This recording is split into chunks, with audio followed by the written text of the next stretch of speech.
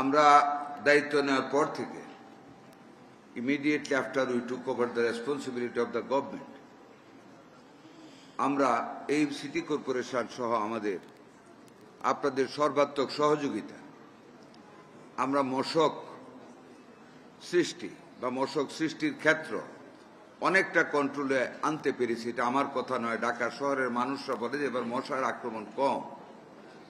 সেই জন্য আপনাদেরকে সালাম ভাইয়ের নেতৃত্বাধীন এই সিটি কর্পোরেশনের সকল কর্মকর্তা কর্মচারী, ভদ্র মহোদয়, ভদ্র মহিলাগণ, আপনাদেরকে আমার অন্তঃস্থল থেকে স্বাস্থ্য মন্ত্রণালয়ের পক্ষ থেকে আন্তরিক অভিনন্দন জানাচ্ছি। আমাদের এই কাজ প্রতিনিয়ত করতে হবে। এখনো সামনে আরো 3টি মাস রয়েছে। আমরা কিভাবে আক্রান্ত হই দেখেন, যেমন পরশুদিন আমরা একটা জুম মিটিংয়ে ছিলাম। পিরোজপুরের একজন কর্মকর্তা, মহিলা কর্মকর্তা জানলো, স্যার আমাদের পিরোজপুরে ডেঙ্গু বেশি। তার মেইন কারণ, আমি দেশে গিয়েছিলাম, অনেক সময় বয়স্ক সুপারি গাছগুলি মানুষ কেটে ফেলে, গোড়াটা থাকে, গোড়ার ভিতরে যে আঁশগুলি থাকে এগুলি পচে একটা হোল সৃষ্টি হয়। এই গর্তের মধ্যে স্যার যে বর্ষাকালে পানি যাবে, আমি আমার বাড়ি থেকে দেখেছি হাজার হাজার লাবড়া এক একটা গোড়ার ভিতরে।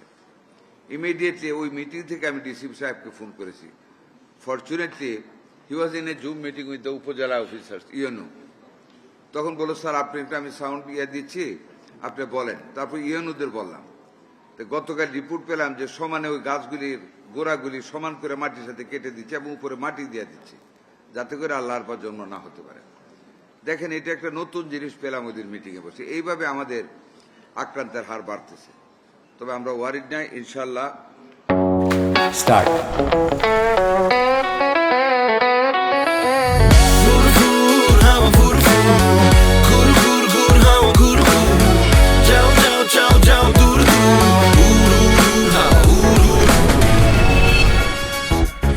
দেখলেন তো পুরো ব্যাংকটাই কিভাবে উড়াই নিয়ে আসলাম। আপনিও পারবেন যদি আপনার কাছে থাকে বাংলাদেশের সবচেয়ে powerful banking app city touch. Download করুন। কলেরা আমাদের দেশে একটা বিরাট, আমাদের হাইজেনিক সিস্টেমের অভাব, অ্যাওয়ারনেসের অভাব, আমাদের ফুড হ্যাবিটের অভাব, ফুড কোয়ালিটির অভাব, বিভিন্নভাবে আমরা কিন্তু পর্যুদস্ত। তবে ইনশাল্লাহ এই সবগুলির বিরুদ্ধে আমরা জনগণকে অ্যাওয়ারনেস সৃষ্টি করতে হবে। যেভাবে করোনাকালীন সময়ে অ্যাওয়ারনেস সৃষ্টির মাধ্যমে মানুষকে মাস্ক পরাইতে পড়ছে, মানুষ দূরত্ব বজায় রেখেছে, মানুষ হাত ধুয়েছে, হাত মুখ ধুয়ে খেয়েছে, তরি তরকারি ধুয়ে খেয়েছে। এই জিনিসগুলি কলেরার ব্যাপারে কিন্তু মারাত্মক। কলেরা আমাদের দেশ থেকে, আমরা যখন ছোট, আপনারা অনেকে দেখেন নাই, সালাম ভাই আমরা হয়তো দেখেছি, সেটা গ্রামের পর গ্রাম উজাড় হয়ে যেত। উজাড় একটা কথা আছে, মানে সকালে শুনতাম 20 জন 25 জন মারা গেছে। এবং আমার বাড়ির 2 কিলোমিটারের ভিতরে একটা গোরস্থান ছিল। একদিনে, আমি তখন স্কুলে যাই, দিনের বেলা যাইতে ভয় পেতে, একদিনে 21টা কবর হয়েছে। Cholera means death.